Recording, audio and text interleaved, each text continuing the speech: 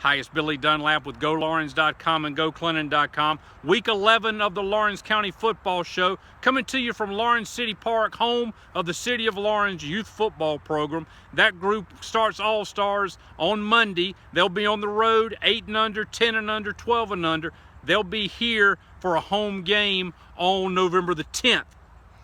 Now, we've got some high school football to talk about. Let's start with Clennon and Woodruff. They'll play Friday night at 7:30 at Wilder Stadium. It will be senior night for the Red Devils.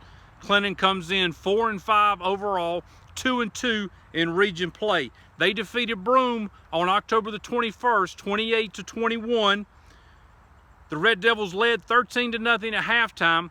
What's happened to them previously in the season was they were not able to finish a game in the second half, but on October the 21st, they took care of business, beating a very good Broome team and securing a spot in the 3A playoffs.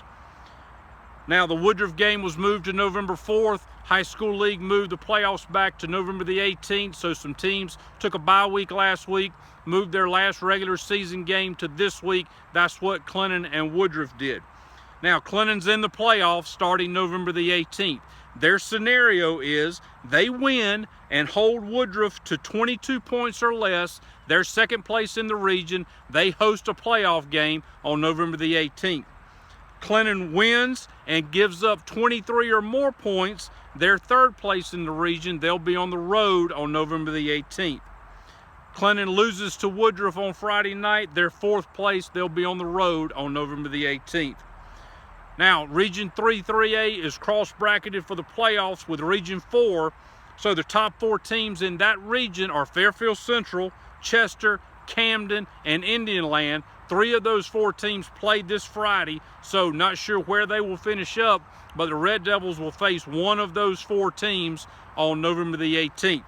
Now let's talk about Woodruff. 6-3 overall, 2-1 in region play. They defeated Mid-Carolina 56-7 on October the 21st.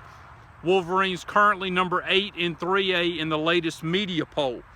Their losses on the year to Newberry, Greer, and Abbeville, all three solid football programs.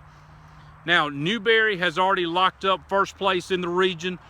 Woodruff, if they win on Friday night against Clennon, they get second place. They host a playoff game on November the 18th. Wolverines over the last few years have thrown the ball all over the field, but now they're focusing on the running game. The last 2 weeks especially, they have 11 rushing touchdowns against Broome and Mid-Carolina. Now, leading the way, quarterback Keegan Halloran, he had 3 rushing touchdowns against Broome 3 weeks ago.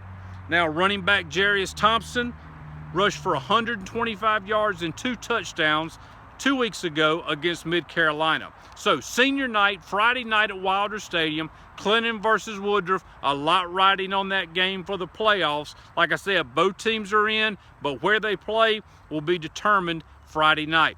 Now, let's move on to other games on Friday night. Laurens Academy will be traveling to Andrew Jackson Academy for a first-round playoff game in SCISA 8-man Division II. The game will be Friday night at 7:30 at Andrew Jackson, which is in Earhart, South Carolina. The Crusaders come in 2-8 overall. They lost to Northside Christian Academy last week, 46-20.